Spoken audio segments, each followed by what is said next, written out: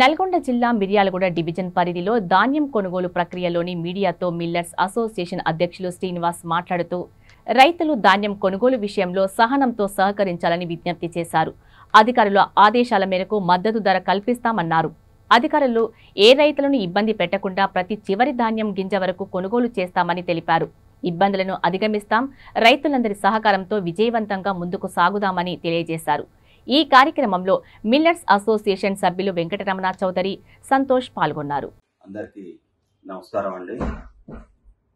ఈరోజు దాదాపు మన మిర్యాలగూడకు 5,000 ట్రాక్టర్లు సుమారు పైన ధాన్యం ఒకేసారి మార్కెట్కి వచ్చింది.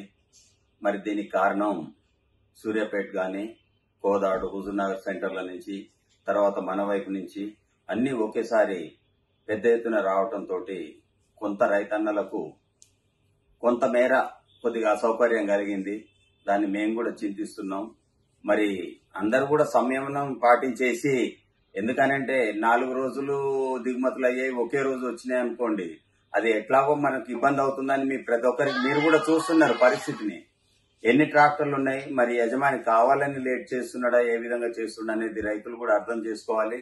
మరి ఇక్కడ ఏంటంటే 28-29% తేమతోటి ఈ సరుకు రావటం వల్ల దీన్ని డ్రై చేయడానికి సుమారుగా 12 గంటలు ఒక షిఫ్ట్ రావడానికి టైం పడుతుంది. ఆ షిఫ్ట్ డెలివరీ అయినాకనే మళ్ళీ దిగుమతి అయినాకనే మళ్ళీ సెకండ్ షిఫ్ట్ మనం ధాన్యం పోసుకోవటానికి వీలైతుంది. కాబట్టి మరి ఒకేసారి ధాన్యం రావటం వల్ల ఈ రోడ్లపైన ట్రాక్టర్లు నిలవటం, కొంత ట్రాఫిక్ కూడా అంతరాయం అవుతుంది. పోలీసు శాఖ వారు కూడా పూర్తి సహాయ సహకారాలు అందిస్తూ వారు కూడా ఎంతో శ్రమ కోరుస్తున్నారు. మరి వారందరికి కూడా ధన్యవాదాలు తెలియజేస్తున్నాం. మరి ధాన్యం మొత్తం కూడా ఏ రోజు కూడా నైట్ వరకు పూర్తిగా కంప్లీట్ అవుతుంది. ఇంచుమించు ఏదైనా ఆగితే ఒక 40-50 ట్రాక్టర్లు, 100 ట్రాక్టర్లు ఏదైనా ఆగితే మరుసటి రోజు ఉదయం కూడా అవుతుంది. కాబట్టి రైతులు కూడా కొంచెం అర్థం చేసుకొని ఓపికతోటి ఉండి మరి ధాన్యం అమ్మకాలు చేసుకోవాలని చెప్పని ఈ సందర్భంగా కొంత ఇబ్బంది పడుతున్నాం.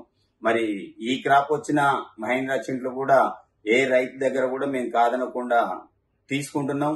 మొత్తం కంప్లీట్ గా కూడా ఈ వానాకాలం పంటను తీసుకుంటాం. కానీ నెక్స్ట్ వచ్చే యాసంగి పంట అప్పుడు మరి రైతు కూడా మంచి షీడ్ ని ఎన్నుకొని క్వాలిటీ మంచిగా ఉండేటట్టుగా మంచి క్వాలిటీ తీసుకొచ్చినట్లయితే మరి ఖరీదుల కాడ మీకు అమ్మకం కాడ కూడా ఎలాంటి ఇబ్బంది జరగదని చెప్పి ఈ సందర్భంగా తెలియజేస్తున్నాం.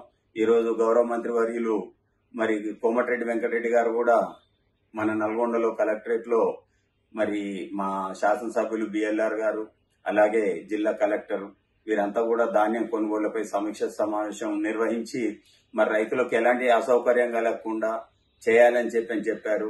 మేము కూడా మా శక్తి వంచన లేకుండా ఎవరికి కూడా ఇబ్బంది కాకుండా కొనుగోలు చేస్తామని చెప్తున్నాం.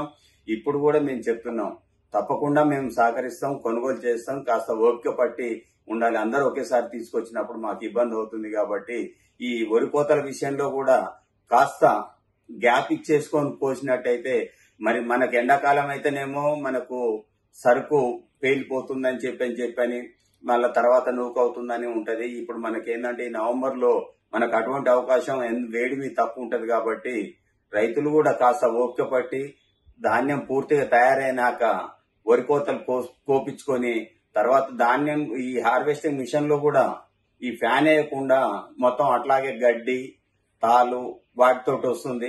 దయచేసి రైతన్నలకు మేము విజ్ఞప్తి చేస్తున్నాం. ఈ ప్రీమియర్ క్వాలిటీ కాబట్టి మరి అందరు కూడా చక్కగా ఈ ఫ్యాన్ పట్టుకొని ఏదైతే హార్వెస్టింగ్ మిషన్ ఉంటుందో దానికి ఫ్యాన్ వేయించుకొని నీటికి తీసుకొచ్చుకున్నట్లయితే సరుకు మొత్తం కూడా తయారైనాకనే కటింగ్ చేయండి. చివరి వరకు కూడా మేము కూడా కొనుగోలు చేస్తాం. ఇక్కడ మిమ్మల్ని నమ్ముకొని ఈ వ్యవస్థ ఉంది, రైస్ ఇండస్ట్రీ ఉంది. తప్పకుండా మేము ధాన్యం కొనుగోలు చేస్తాం. కాబట్టి ఏ రైతు కూడా ఆందోళన చెందాల్సిన అవసరం లేదు. కాస్త ఓపిక పట్టుకొని నమ్ముకోవాల్సిందిగా పూర్తిగా మీ సహకారం కూడా మేము కోరుతున్నాం, సహకరించవలసిందిగా కోరుతున్నాం.